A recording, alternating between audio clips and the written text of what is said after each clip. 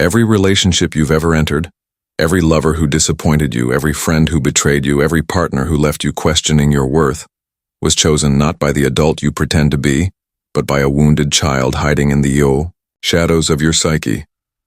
That child, frozen in time, still reaching for the love it never received, still trying to heal wounds that happened before you could even speak. You think you're choosing consciously. You believe your attractions are sophisticated, your preferences mature, your standards evolved. But look closer, look at the patterns. Look at how you keep finding yourself in the same conversations, the same arguments, the same painful cycles. Look at how you're drawn to the unavailable, the distant, the ones who make you work for scraps of attention. Look at how you settle for less than you deserve again and again, as if some invisible force is guiding your choices toward familiar pain. This is not coincidence. This is not bad luck. This is your inner child, desperate and brilliant, orchestrating every encounter to finally get what it has always needed. But here's the devastating truth. It's choosing from a place of lack, not abundance. From wound, not wholeness. From the echo of what once was, not the possibility of what could be. Watch how you light up when someone shows you the same mixture of warmth and withdrawal that your caregivers once did.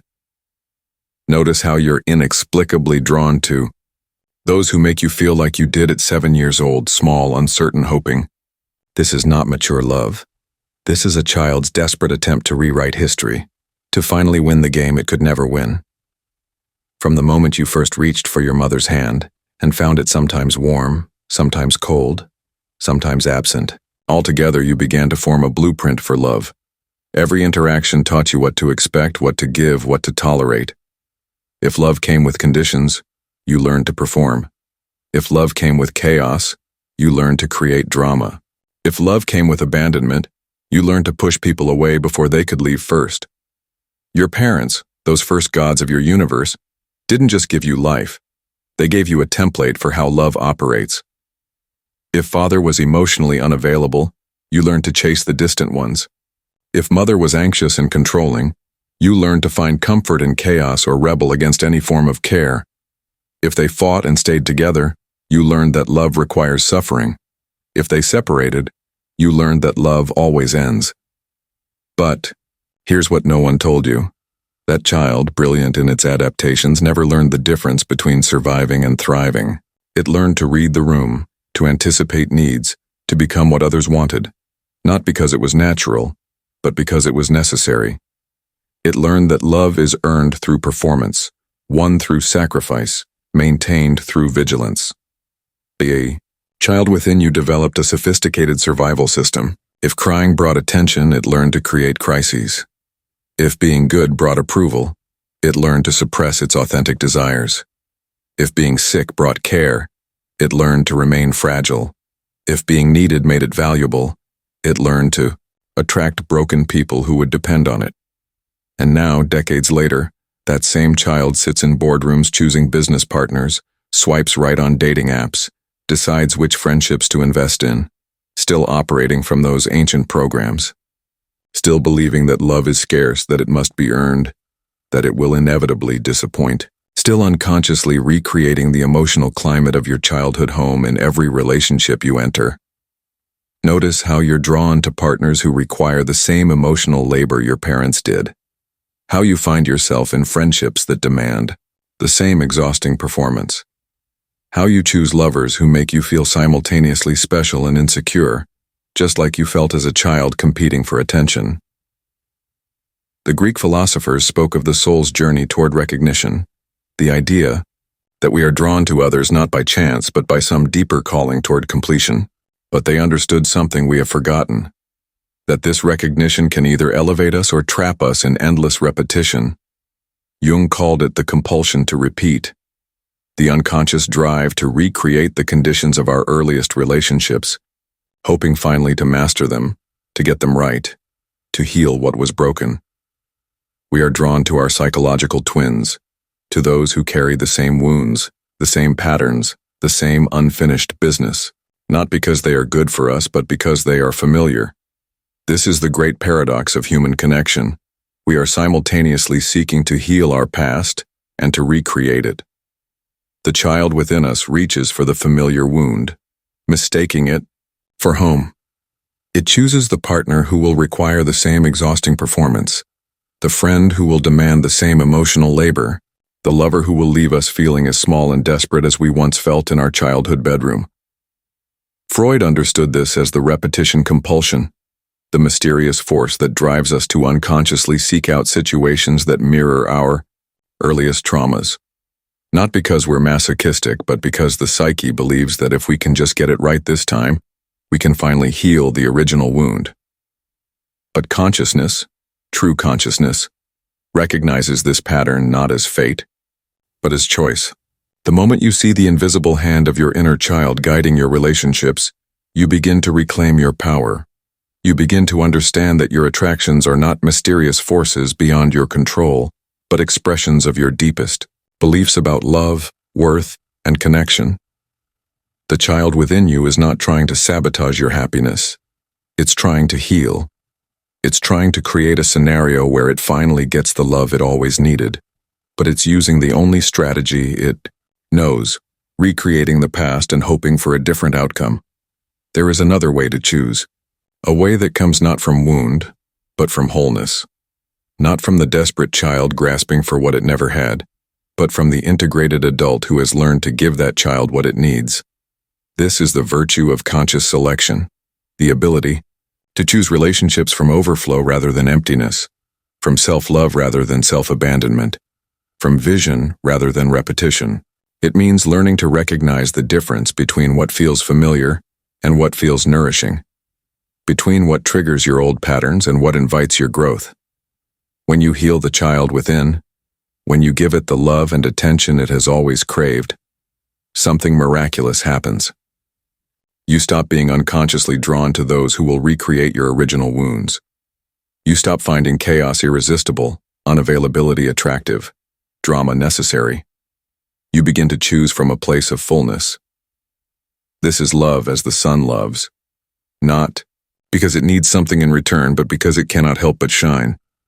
Relationships become not a desperate attempt to fill an inner void, but an expression of your already complete self. You attract not those who will challenge you to prove your worth, but those who recognize and celebrate the worth you already possess. The child within you, finally seen and loved, no longer needs to orchestrate elaborate scenarios to get its needs met. It can rest, it can trust, it can allow you to choose from wisdom rather than wound. But this transformation requires brutal honesty. It requires acknowledging that you have been choosing from your wounds, not your wisdom. That you have been attracted to dysfunction because it feels like home, that you have been confusing intensity with intimacy, chaos with passion, need with love. The child within you has developed an intricate system of attraction based on familiar pain. It gravitates toward partners who make you feel anxious because anxiety was the emotional climate of your childhood. It chooses friends who are unreliable because inconsistency was your first lesson in love. It selects lovers who are emotionally distant because distance was how affection was rationed in your family. This is why you feel bored by healthy people, why kindness feels foreign, stability feels suffocating, unconditional love feels suspicious. Your nervous system has been trained to recognize love through struggle, to feel valued through earning, to believe in connection through intermittent reinforcement. The child within you mistakes drama for depth, complications for chemistry, uncertainty for excitement. But here's the revelation that changes everything. What you call chemistry is often just trauma recognition. What you call magnetic attraction is often just two wounded children recognizing each other's pain. What you call passion is often just the familiar anxiety of not knowing where you stand. True love, mature love, doesn't feel like a drug.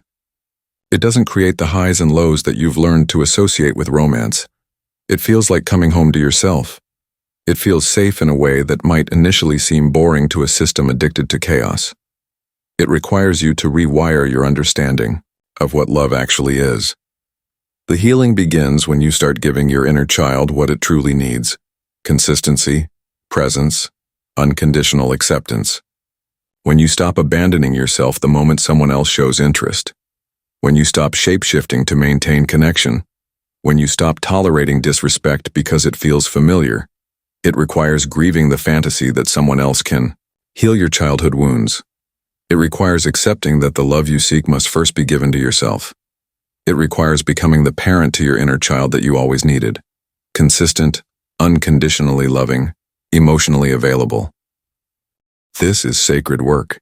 It means holding space for the child who was told they were too much or not enough. It means protecting the part of you that learned to hide its needs to avoid disappointment. It means teaching your nervous system that safety is possible, that love doesn't have to hurt, that you can be loved without performing. Only then can you choose relationships that nourish rather than drain, that celebrate rather than diminish, that support your growth rather than keep you trapped in old patterns. Only then can you love from abundance rather than scarcity. But even this conscious choosing must eventually surrender to something deeper. Even the most awakened selection of companions, the most careful curation of relationships, must bow to the greater truth that all connection is temporary, all love ephemeral, all bonds destined to dissolve. There comes a moment when the soul must withdraw from the endless dance of relationship, not in cynicism, but in recognition. A moment when you must let go of the need to be understood, to be loved, to be chosen. When you must release even the most beautiful connections and rest in your own completeness. This is not abandonment. This is not giving up on love. This is the ultimate healing of the inner child, the recognition that the love it sought outside was always available within, that the connection it craved with others was always a reflection of the connection it needed with itself. In this silence, in this sacred solitude, the child finally understands that it is not broken, was never broken, never needed fixing. It was simply seeking itself in the faces of others, seeking home in hearts that could never contain its vastness.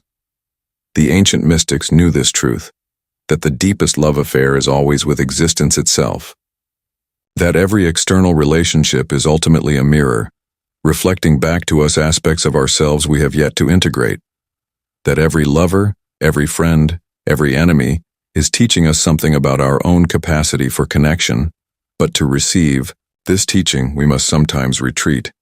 We must spend time in the desert of our own solitude, learning to be complete without others, learning to love without need, learning to connect without losing ourselves in the process. This is the paradox of mature love. It requires periods of withdrawal, of silence, of letting go.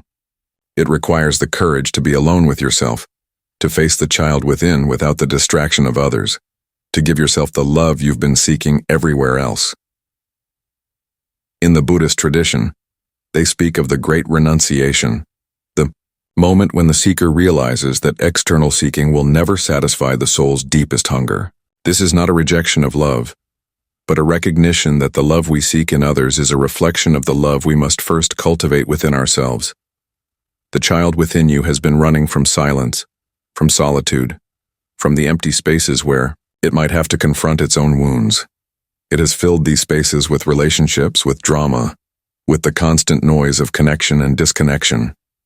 But healing happens in the quiet moments, in the spaces between words, in the courage to sit with yourself without trying to fix or change or escape. This withdrawal is not permanent. It is not a retreat from life, but a return to source. Like a river that must sometimes go underground to find its way to the ocean, the soul must sometimes retreat into itself to remember its true nature. The child within you needs this silence to integrate its experiences, to process its pain, to discover that it is not defined by its wounds. In this sacred solitude, you begin to understand that every person you've ever loved was teaching you something about yourself. Every heartbreak was showing you where you still needed to heal. Every disappointment was revealing beliefs about your worthiness that needed to be examined. Every ending was making space for a new beginning. The mystics understood this, that the deepest communion happens not in the presence of others but in the presence of your own soul, that the most profound love affair is not with another person, but with existence itself, that every external relationship is ultimately preparing you for this inner reunion. When you emerge from this silence, you are different. You no longer choose from desperation but from discernment. You no longer need others to complete you because you have learned to be complete within yourself. You no longer fear being alone because you have discovered that you are never truly alone. You carry within you the love you have always been seeking. The relationships you choose from this place of inner reunion are different. They are not desperate, attempts to fill a void, but celebrations of fullness meeting fullness. They are not based on need, but on the joy of recognition. They are not permanent, but they are perfect in their impermanence.